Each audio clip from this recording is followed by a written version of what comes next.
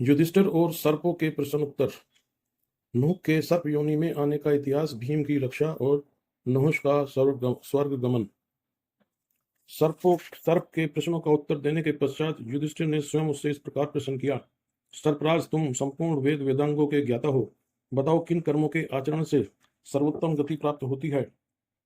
सर्प ने कहा, भारत, इस विषय में मेरा विचार तो यह है कि सत्य पात्र को दान देने से, सत्य और प्रिय वचन बोलने से तथा अहिंसा धर्म में तत्पर रहने से मनुष्य को उत्तम गति प्राप्त होती है। युधिष्ठिर बोले, दान और सत्य में कौन बड़ा है? अहिंसा और प्रिय भाषण, इनमें किसका महत्व अधिक है और किसका कम? सर्प ने कहा, राजन, दान, सत्य, अहिंसा और सत्य प्रिय भाषण, इनका गौरव लाघव कार्य की महत्ता से के अनुसार देखा जाता है। किसी दान से तो सत्य का महत्व बढ़ जाता है और किसी सत्य भाषण से दान बढ़कर होता है। इसी प्रकार कहीं तो प्रिय बोलने की अपेक्षा अहिंसा अधिक गौरव है और कहीं अहिंसा से भी बढ़कर प्रिय भाषण का महत्व है। इस प्रकार इनके गौरव और लाघव का विचार कार्य की अपेक्षा से ही है। युधिष्ठिर ने पूछा, मृत्यु काल में मनुष्य अपना शरीर तो यहीं त्याग देता है, फिर बिना देह के ही वह स्वर्ग में कैसे जाता है और कर्मों के अवश्यंभावी फल को भी कैसे भुगता है? सर्प ने कहा, राजन, अपने अपने कर्मों के अनुसार जीवों की 3 प्रकार की गति देखी गई है। स्वर्ग लोक की प्राप्ति, मनुष्य योनि में जन्म लेना और पशु पक्षी आदि योनि में उत्पन्न होना। बस यही 3 योनियां हैं।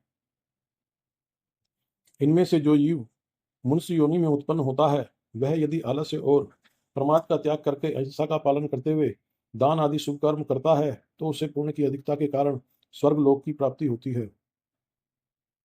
इसके विपरीत कारण उपस्थित होने पर मनुष्य योनि में तथा पशु पक्षी आदि योनि में जन्म लेना पड़ता है। किंतु पशु पक्षी आदि योनि में कुछ विशेषताएं हैं। वह यह कि काम, क्रोध, लोभ, मोह और अहिंसा में तत्पर होकर जो जीव मानवता से भ्रष्ट हो जाता है, अपनी मनुष्य होने की योग्यता को भी खो बैठता है, वही तिर्यक योनि में जन्म पाता है। फिर सत्कर्मों का आचरण करने से निमित्त मनुष्य योनि में जन्म लेने के लिए उसका त्रियग योनियों से उद्धार होता है। इसके अनंतर वह जगत के भोगों से विरक्त होकर मुक्त हो जाता है। युधिष्ठिर ने पूछा, सर्प, शब्द, स्पर्श, रूप, रस और गंध, इनका आधार क्या है? इसका यथार्थ रीति से वर्णन करो। तुम सब विषयों को एक साथ ग्रहण क्यों नहीं करते, इसका रहस्य भी बताओ। सर्प बोला, राजन, जिसे लोग आत्मा नामक द्रव्य कहते हैं, वह स्थूल सूक्ष्म शरीर रूपी उपाधि स्वीकार करने के कारण बुद्धि आदि अंतःकरण से युक्त हो जाता है और वह उपाविधि विशिष्ट आत्मा ही इंद्रियों के द्वारा नाना प्रकार के भोग भोगता है। जितेंद्रिय बुद्धि और मन, ये ही इस शरीर में उसके भोग साधन हैं।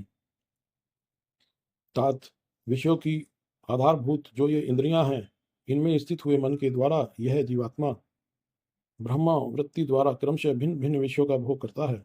विषयों के उपभोग के समय बुद्धि के द्वारा यह मन किसी एक ही विषय में लगाया जाता है, इसलिए एक साथ उसके द्वारा अनेक विषयों का ग्रहण संभव नहीं है। जिसे हमने बुद्धि, इंद्रिय और मन से युक्त होने पर भोक्ता बताया है, वही आत्मा या अनात्मा के चिंतन में लगी हुई उत्तम अधम बुद्धि को स्वरूप विषयों की ओर प्रेरित करता है। बुद्धि के उत्तर काल में भी विद्वान पुरुष को एक अनुभूति दिखाई देती है, जहाँ बुद्धि का लय और उदय होना स्पष्ट जाना जाता है। वह ज्ञान ही आत्मा का स्वरूप है और वही सबका आधार है। राजन, बस यही क्षेत्रज्ञ आत्मा को प्रकाशित करने वाली विधि है। युधिष्ठिर ने कहा, हे सर्प, मुझे मन और बुद्धि का ठीक ठीक लक्षण बताओ। आध्यात्म शास्त्र के विद्वानों को इसका जानना अत्यंत आवश्यक है। सर्प बोला, राजन, बुद्धि को आत्मा के आश्रित समझना चाहिए, इसलिए वह अपने अधिष्ठान भूत आत्मा की इच्छा करती रहती है, अन्यथा वह आधार के बिना टिक नहीं सकती। विषय और इंद्रियों के संयोग से बुद्धि उत्पन्न होती है और मन तो पहले से ही उत्पन्न है। बुद्धि स्वयं वासना वाली नहीं है, वासना वाला तो मन ही माना गया है। मन और बुद्धि में इतना ही भेद है। तुम भी इस विषय के ज्ञाता हो, तुम्हारा इसमें क्या मत है? युधिष्ठिर बोले, बुद्धिमानों में श्रेष्ठ, तुम्हारी बुद्धि बड़ी उत्तम है। तुम तो जो कुछ जानना है जान चुके हो, फिर मुझे से क्यों पूछते हो? तुम्हारी इस दुर्गति के विषय में मुझे बड़ा संदेह हो रहा है। तुमने बड़े बड़े अद्भुत कर्म किए, स्वर्ग का निवास पाया, और सर्वज्ञ तो तुम थे ही। भला तुम्हें कैसे मोह हुआ जो ब्राह्मणों का अपमान कर बैठे? सर्प ने कहा, राजन, यह धन और संपत्ति बड़े बड़े बुद्धिमानों और शूरवीर मनुष्यों को भी मुंह में डाल देती है। मेरा तो यह अनुभव है कि सुख और विलासिता का जीवन व्यतीत करने वाले सभी मनुष्य मोहित हो जाते हैं।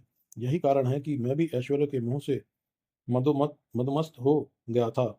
इस मोह के कारण जब मेरा अंध पतन हो गया, तब चेत हुआ है। अब तुम्हें सचेत कर रहा हूं महाराज, आज तुमने मेरा बहुत बड़ा कार्य किया है। इस समय तुमसे वार्तालाप करने के कारण मेरा वह कष्टदायक साप निवृत्त हो गया है। अब मैं अपने पतन का इतिहास तुम्हें बता रहा हूँ। पूर्व काल में जब मैं स्वर्ग का राजा था, दिव्य विमान पर चढ़कर आकाश में विचरता रहता था। उस समय अहंकार के कारण मैं किसी को कुछ नहीं समझता था। ब्रह्म ऋषि, देवता, गंधर्व, यज्ञ, राक्षस और नाग आदि जो भी स्त्रीलोक में निवास करते थे, सभी मुझे कर दिया करते थे। राजन, उस समय मेरी दृष्टि में इतनी शक्ति थी कि जिसकी ओर आंख उठाकर देखता, उसका तेज छीन लेता था। मेरा अन्याय यहाँ तक बढ़ गया कि 1000 ब्रह्म ऋषियों को मेरी पालकी ढोनी पड़ती थी। इसी अत्याचार ने मुझे राज्य लक्ष्मी से भ्रष्ट कर दिया। मुनिवर अगस्त्य जब पालकी ढो रहे थे, मैंने उन्हें लात लगाई। तब वे क्रोध में भरकर बोले, अरे ओ सर्प, तू नीचे गिर। उनके इतना कहते ही मेरे सभी राज चिन्ह लुप्त हो गए।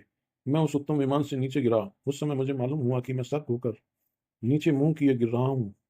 तब मैंने अगस्त मुनि से याचना की, भगवान, मैं प्रमादवश विवेक शून्य हो गया था, इसलिए यह घोर अपराध हुआ है। आप क्षमा करके ऐसी कृपा करें जिससे आपका शाप अंत हो जाए।